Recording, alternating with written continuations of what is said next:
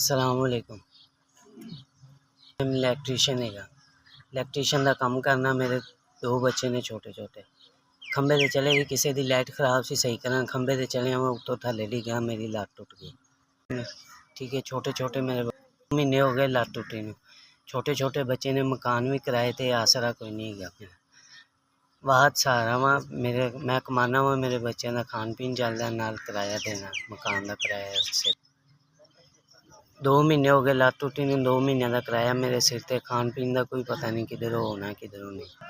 दवाई वगैरह ये भी मैं मंग तंग के कर रहा, कभी किसी को भैन भरा को पर, कभी किसी को पर। घर दे हालात है ने कि बेगम बाहर काम ते लगी। बेगम मेरी किसी घर काम करती भी, भांडियां सफाइयां ते, जिन्हों मैं कभी बाहर नहीं सी निकलन दी। सो के घर बैठा, बहुत परेशान है। तुहाडी मेहरबानी। मेरे दवाई दारू तो भी परेशान है, बहुत परेशानी है, लिहाजा मेरी मदद की जाए। 5000 अल्लाह ताला तुहानू तंदुरुस्ती दे। तुसीं गरीबां दी मदद की, अल्लाह ताला तुहानू इंज मदद करदा है। अस्सलामुअलैकुम। तुसीं 5000 रुपये की मेरी मदद की, अल्लाह ताला तुहानू तंदुरुस्ती दे। इस तरह तुसीं माड़े बंदे की मदद करते रहो, अल्लाह ताला तुहानू बहुत ज़्यादा देगा।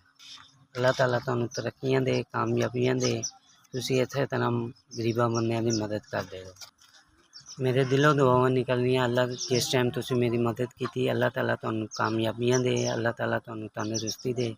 तुसीं इस तरह गरीबां की मदद करते रहो।